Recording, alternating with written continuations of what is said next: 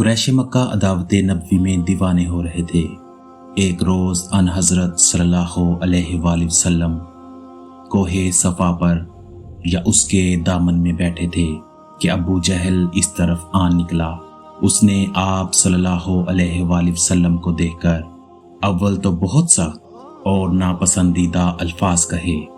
آپ صلی اللہ علیہ وآلہ وسلم نے جب اس کی بیہودہ سرائی کا کوئی جواب نہ دیا تو اس نے ایک پتھر اٹھا کر مارا، جس سے آپ صلی اللہ علیہ وآلہ وسلم زخمی ہوئے اور خون بہنے لگا۔ آپ خاموشی سے اپنے گھر چلے آئے۔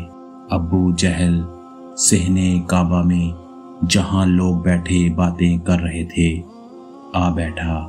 حضرت امیر حمزہ بن عبد المطلب ان حضرت صلی اللہ علیہ وآلہ وسلم کے چچا تھے۔ ان کو آپ سے بہت محبت تھی، مگر وہ ابھی تک شرک پر قائم اور مشرکوں کے شریک حال تھے۔ ان کی عادت تھی کہ تیر کمان لے کر صبح جنگل کی طرف نکل جاتے، دن بھر شکار کرتے اور شکار کی تلاش میں مصروف رہتے، شام کو واپس آ کر خانہ کعبہ کا طواف کرتے، پھر اپنے گھر چلے جاتے۔ وہ حسب معمول جب شکار سے واپس آئے تو اول راستے میں ابو جہل کی لونڈی ملی۔ اس نے ابو جہل کا ان حضرت صلی اللہ علیہ وآلہ وسلم کو گالیاں دینا، پتھر مارنا اور آپ صلی اللہ علیہ وآلہ وسلم کا صبر و شکر کے ساتھ خاموش رہنا سب بیان کر دیا۔ حضرت حمزہ ان حضرت صلی اللہ علیہ وآلہ وسلم کے چچا ہونے کے علاوہ رضائی بھائی بھی تھے۔ خون اور دودھ کے جوش نے ان کو از خود رفتہ کر دیا۔ وہ اول خانہ کعبہ میں گئے، وہاں طواف سے فارغ ہو کر سیدھے اس مجمع کی طرف متوجہ ہوئے جہاں ابو جہل بیٹھا ہوا باتیں کر رہا تھا۔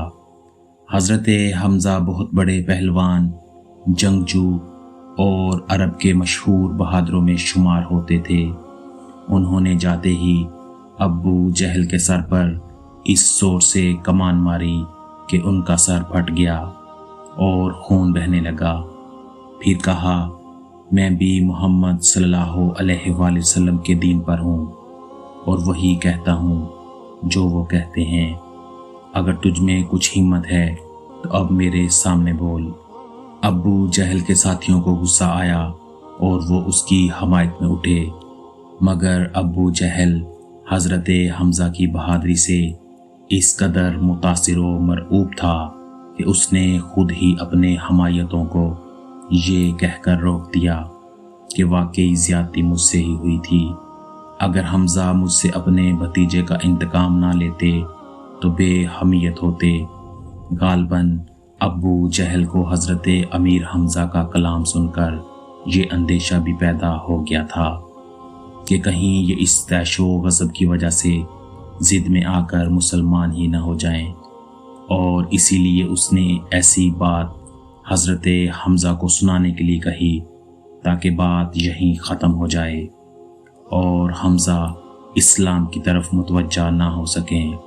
حضرت حمزہ ابو جہل کی مزاج پرسی کر کے ان حضرت صلی اللہ علیہ وآلہ وسلم کے پاس آئے اور کہا، بھتیجے، تم یہ سن کر خوش ہوگے کہ میں نے ابو جہل سے تمہارا بدلہ لے لیا۔ ان حضرت صلی اللہ علیہ وآلہ وسلم نے فرمایا، چچا، میں ایسی باتوں سے خوش نہیں ہوا کرتا۔ ہاں، آپ مسلمان ہو جائیں تو مجھ کو بڑی خوشی حاصل ہو۔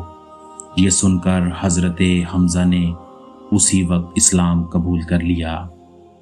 حضرت امیر حمزہ کے مسلمان ہونے سے مسلمانوں کی آفت رسیدہ جمعیت کو بڑی قوت اور امداد حاصل ہوئی۔ یہ نبوت کے 6 سال کا واقعہ ہے۔ اس وقت ان حضرت صلی اللہ علیہ وآلہ وسلم دار ارقم میں تھے۔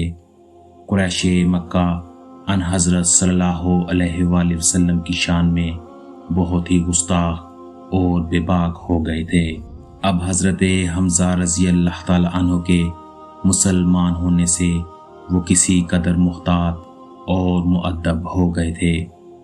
اور لوگ ان حضرت صلی اللہ علیہ وآلہ وسلم کی شان میں گستاخیاں کرنے میں کچھ تعمیل کرنے لگے۔ ناظرین، اگر آپ کو یہ ویڈیو پسند آئے تو لائک اور شیئر ضرور کریں، اور مزید اسلامی معلوماتی ویڈیوز کے لیے ہمارے چینل کو سبسکرائب کرنا نہ بھولیں۔ اپنا بہت سا خیال رکھنا اور دعاؤں میں یاد رکھنا۔ اللہ حافظ۔